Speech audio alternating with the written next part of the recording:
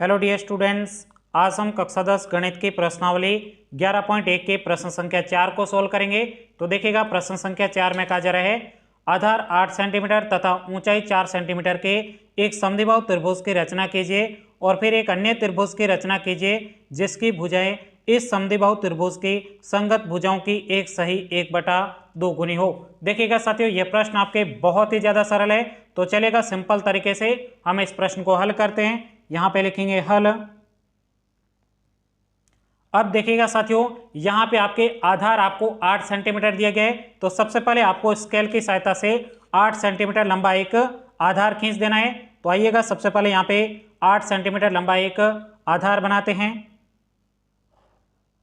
7 और ये आपके 8 हो जाएगा। अब इसका नामकरण कर देते हैं। ये ए बिंदु है, ये बी बिंदु है और ये आपके 8 सेंटीमीटर लंबा आधार हमने बना दिया। उसके बाद में यहाँ पे आपको ऊंचाई दी गई है।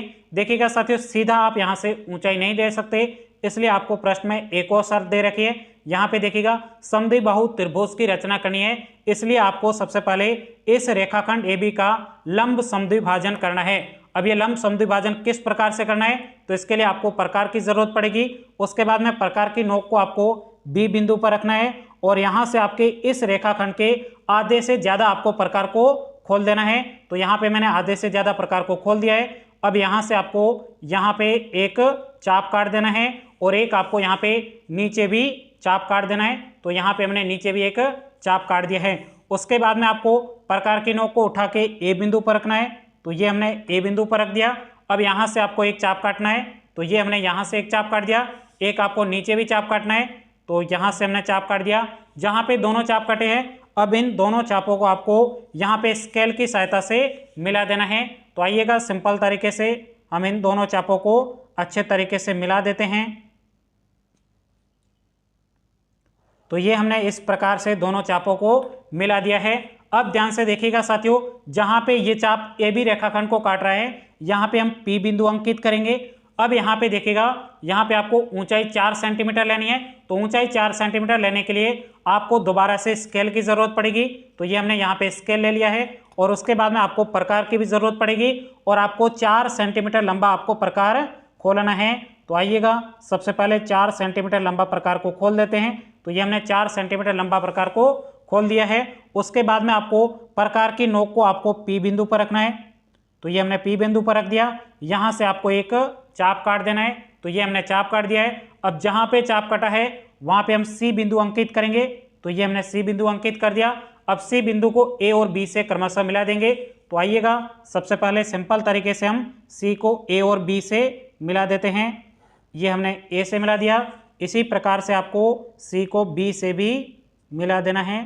तो ये हमने C को B से भी सिंपल तरीके से मिला दिया है। तो इस प्रकार से हमारे त्रिभुज ABC की हमने रचना कर दी है। इसके बाद में आपको एक अन्य त्रिभुज की भी रचना करनी है। उसके लिए आपको सबसे पहले A बिंदु पर जाना है। यहाँ पे आपको न्यून कोण बनाते हुए एक आपको किरण AX खींचनी है। न्यून कोण का मतलब 90 डिग्री से आपको छोटा कोण लेते हुए एक किरण खींचनी है। तो ये हमने किरण खींच दी है। अब इसका नाम दे देते हैं X दे देते हैं। अब ध्यान से देखिएगा साथियों, यहाँ पे आपको एक बात समझनी है। यहाँ पे आपको देखिएगा कितने गुना है, 1 सही 1/2 गुना है। इसको मैं अच्छे से समझा देता हूँ।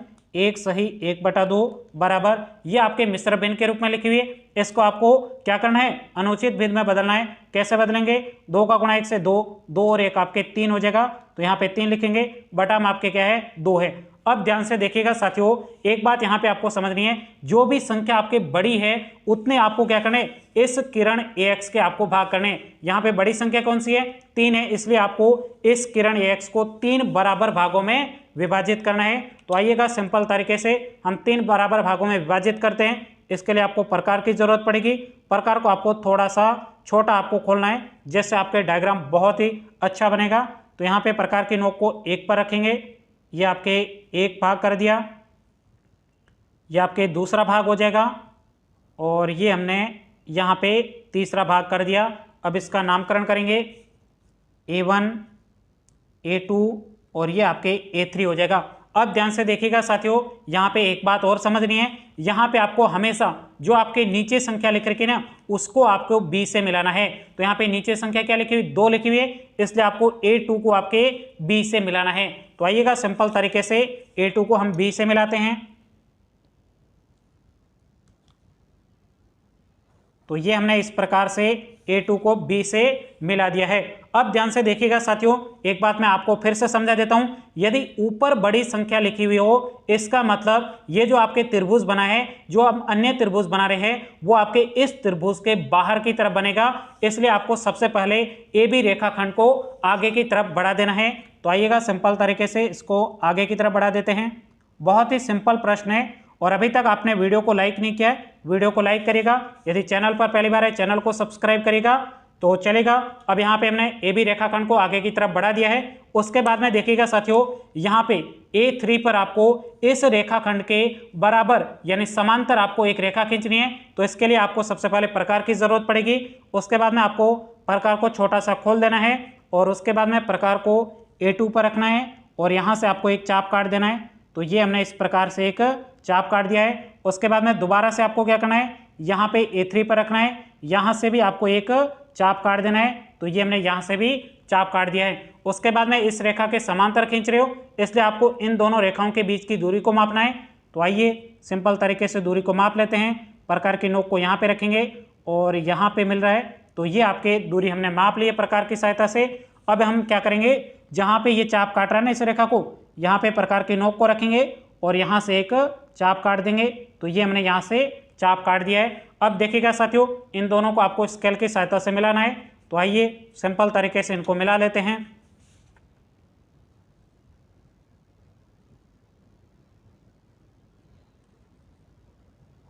तो ये इस प्रकार से हमने मिला दिया है। अब देखिएगा साथियों, यहाँ पे ये बिंदु मिल रहा है, इसको हम नया नाम D दे देंगे। अब देखिएगा साथियों, एक काम आपके शेष बचा है। अब इस रेखा के समांतर आपको यहाँ पे एक रेखा खींचनी है। तो कैसे खींचेंगे, इसके लिए दोबारा से आपको प्रकार की जरूरत पड़ेगी। प्रकार को आपको छोटा सा खोल देना है और उसके बाद में प्रकार की नोक को आपको B पर रखना है और यहाँ से आपको एक चाप काट देना है। ध्यान रखना साथियों, जो नीचे वाली लाइन है यहाँ पे आपको नहीं खींचना है, आपको इन दोनों रेखाओं के बीच ही आपको चाप काटना है। उसके बाद में सेम दूरी के प्रकार को D बिंदु पर रखेंगे और यहाँ से भी आपको एक चाप काट देना है। तो यहाँ पे हमने एक चाप काट दिया है। अब देखिएगा साथियों, इसके समांतर खींच रहे हो, इसलिए आपको इन दोनों के बीच की दूरी को सिंपल तरीके से नाप लेना है। तो यहाँ से हम दूरी को माप लेते हैं, इतनी दूरी है। और उसके बाद में प्रकार की नोक को यहाँ पे रखेंगे और यहाँ से सिंपल तरीके से हम क्या करेंगे, एक चाप काट देंगे। तो ये हमने इस प्रकार से एक चाप काट दिया है। अब हम क्या करेंगे, इन दोनों को मिलाएंगे। तो आइएगा सिंपल तरीके से स्केल के माध्यम से इन दोनों को मिला देते हैं। उससे पहले यहाँ पे हमने AC रेखाखंड को आगे की तरफ नहीं बढ़ाया है, तो इसको सबसे पहले आपको AC रेखाखंड को आगे की तरफ बढ़ाना है। तो आइएगा सबसे पहले AC रेखाखंड को आगे की तरफ बढ़ा देते हैं। तो ये हमने इस प्रकार से AC रेखाखंड को आगे की तरफ बढ़ाया।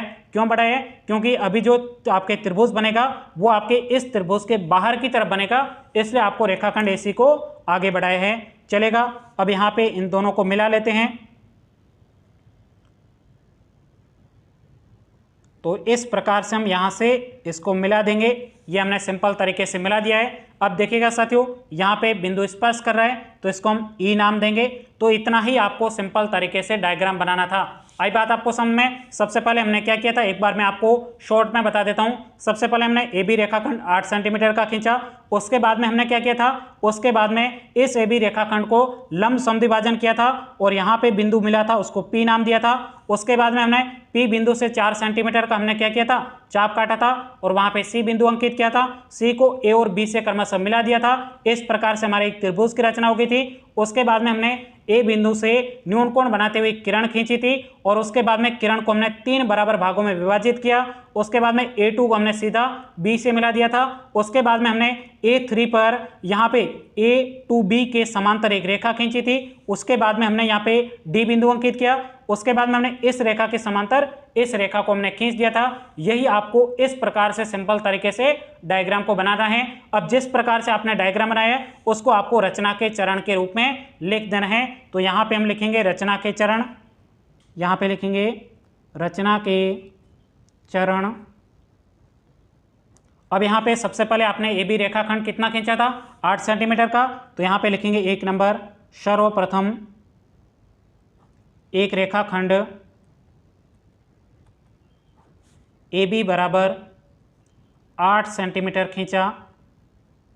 दूसरे नंबर पे आपने क्या काम किया था, AB रेखाखंड का लंब समद्विभाजन किया और वहां पे P बिंदु अंकित किया। तो ये दूसरे नंबर पे लिखेंगे AB रेखाखंड का लंब समद्विभाजन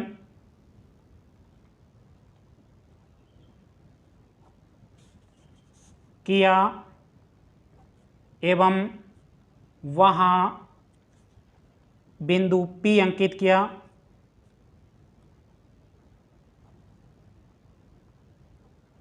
उसके बाद में आपने क्या किया, बिंदु P से आपने 4 सेंटीमीटर का चाप काटा और वहां पे C बिंदु अंकित किया। यह तीसरा बिंदु लिखेंगे, बिंदु P से 4 सेंटीमीटर का चाप काटा एवं वहां कौन सा बिंदु अंकित किया, वहां बिंदु C अंकित किया। उसके बाद में आपने C को A और B से क्रमशः मिला दिया। तो यहां पे लिखेंगे 4 नंबर पॉइंट, बिंदु C को A और B से मिलाया। तो इस प्रकार त्रिभुज ABC प्राप्त हुआ। त्रिभुज प्राप्त होने के बाद में आपने बिंदु A से न्यून कोण बनाते हुए एक किरण खींची। चलेगा, 5 नंबर पॉइंट लिखते हैं, बिंदु A से न्यून कोण बनाते हुए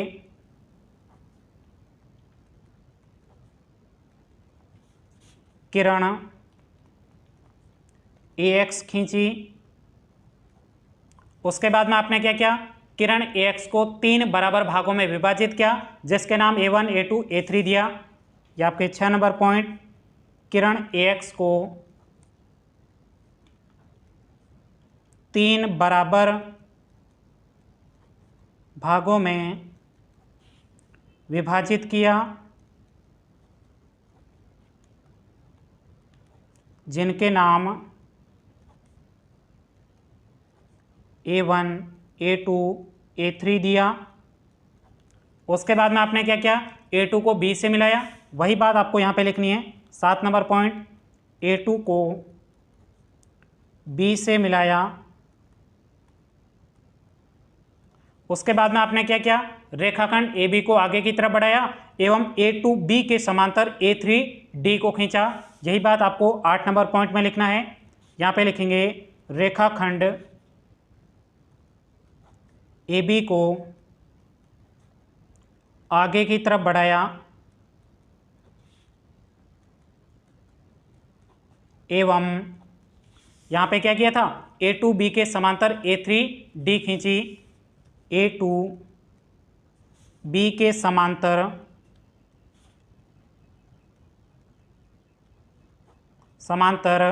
A3D रेखा खींची एवं वहाँ बिंदु, कौन सा बिंदु अंकित किया था, यहाँ पे D बिंदु अंकित किया था, वहाँ बिंदु D अंकित किया। उसके बाद में आपने क्या किया था, उसके बाद में आपने यहाँ पे D बिंदु पर आपने क्या किया था, D बिंदु पर आपने यहाँ पे BC रेखा के समांतर DE रेखा खींची थी। यही बात आपको यहाँ पे लिखनी है 9 नंबर पॉइंट में। AC रेखाखंड को, AC रेखाखंड को आगे की तरफ बढ़ाया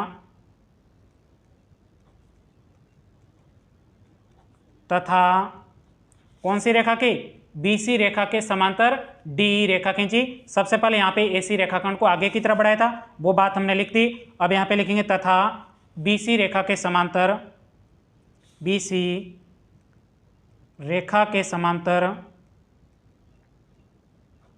समांतर DE रेखा खींची, रेखा खींची जो कौन से बिंदु पर मिल रही है? जो बिंदु ई पर मिली है, जो यहाँ पे अब मैं नीचे लिख रहा हूँ, ठीक है। आपको अन्य बिंदु पर लिखना है, सॉरी अगले पेज में लिखना है। जो बिंदु कौन से बिंदु पर मिलती है?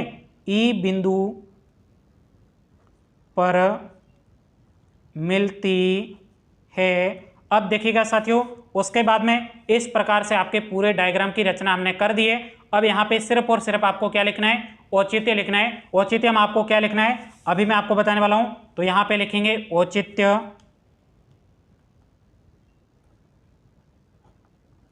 औचित्य। अब देखिएगा औचित्य में आपको लिखना है, यहाँ पे BC रेखा समांतर है आपके DE रेखा के, तो यहाँ पे लिखेंगे BC। समांतर के लिए इस प्रकार से आपको खड़ी लाइन लिखनी है, समांतर हो जाएगी आपके DE के। तो यहाँ पे आपके स्पष्ट हो जाता है त्रिभुज ABC समरूप हो जाएगा त्रिभुज ADE के। आई बात आपको समझ में? तो यहाँ पे लिखेंगे त्रिभुज ABC समरूप के लिए आपको इस प्रकार से एक डायग्राम बनाना है, समरूप हो जाएगा त्रिभुज ADE के। आई बात आपको समझ में? जब देखिएगा साथियों, दोनों त्रिभुज आपके समरूप होते हैं, समरूप त्रिभुज की एक विशेषता होती है कि उसकी संगत भुजाओं का अनुपात आपके क्या होता है? बराबर होता है। यहाँ पे आपको एक बात मुझे समझानी है। देखिएगा, यदि आपके बड़ी संख्या ऊपर लिखी हुई है, इसका मतलब सबसे पहले अनुपात में आपको त्रिभुज की बड़ी भुजा को सबसे पहले लिखना है और उसके बाद में आपको छोटी भुजा को लिखना है। यहाँ पे बड़ी भुजा AD है और छोटी भुजा आपके AB है, तो यहाँ पे हम लिखेंगे AD बटे आपके AB हो जाएगा। उसके बाद में बराबर, अब देखिएगा उसके बाद में इधर अब समरूप संगत भुजा कौन कौन सी है? तो यहाँ पे देखिएगा संगत भुजा का मतलब एक ही तरफ भुजा होनी चाहिए। अब यहाँ पे बड़ी भुजा DE है और छोटी भुजा BC है, तो यहाँ पे लिखेंगे DE बटे आपके क्या हो जाएगा? BC हो जाएगा। उसके बाद में बराबर, अब यहाँ पे देखिएगा इस भुजा की तरफ, तो यहाँ पे बड़ी भुजा AE हो जाएगा, छोटी भुजा AC हो जाएगा, तो यहाँ पे AE बटे आपके AC हो जाएगा बराबर। अब देखिएगा यहाँ पे आपको अनुपात कितना दे रखा है, तो यहाँ पे अच्छे से देखोगे 1 सही 1/2 दिया गया है। इसका मतलब आपके कितना होता है? 3/2 होता है। यही आपको यहाँ पे लिखना है, तो यहाँ पे लिखेंगे 3/2 ANS। यहीं तक कि आपको इस प्रश्न का उत्तर लिखना था। एक बार फिर से मैं आपको पूरा प्रश्न बता देता हूँ। ये आपके प्रश्न था। उसके बाद में सबसे पहले हमने इस प्रकार से एक डायग्राम को बनाया था। डायग्राम बनाने के बाद में हमने रचना के चरण लिखे थे, तो यहाँ पे आप रचना के चरण देख सकते हो। ये आपके 1 2 3 4 5, उसके बाद में 6 7 8 और ये आपके 9 हो जाएंगे। ये आपने 9 रचना के चरण लिखे थे। उसके बाद में इस 90 पॉइंट को आधा यहाँ पे भी लिखा हुआ है और उसके बाद में हमने औचित्य को लिखा। औचित्य को लिखने के बाद में यहाँ पे हमने लिखा BC समांतर DE, ये दोनों त्रिभुज समरूप है और संगत भुजाओं के अनुपात को हमने यहाँ पे लिख दिया और उसके बाद में लास्ट में आपको ANS यहाँ पे लिखना था। यहीं तक कि आपको इस प्रश्न का उत्तर लिखना था। उम्मीद करता हूँ ये पूरा प्रश्न आपको अच्छे तरीके से समझ में आया होगा। तो अभी तक आपने वीडियो को लाइक नहीं किया है तो सबसे पहले आप वीडियो को लाइक करेगा, चैनल को सब्सक्राइब करेगा। साथ ही यदि आपने पिछली क्लास के वीडियो नहीं देखे तो उसका लिंक आपको प्लेलिस्ट में दिया गया है और अपने दोस्तों को इस वीडियो को जरूर शेयर करेगा। मिलते हैं नई वीडियो के साथ में, तब तक के लिए जय हिंद जय भारत।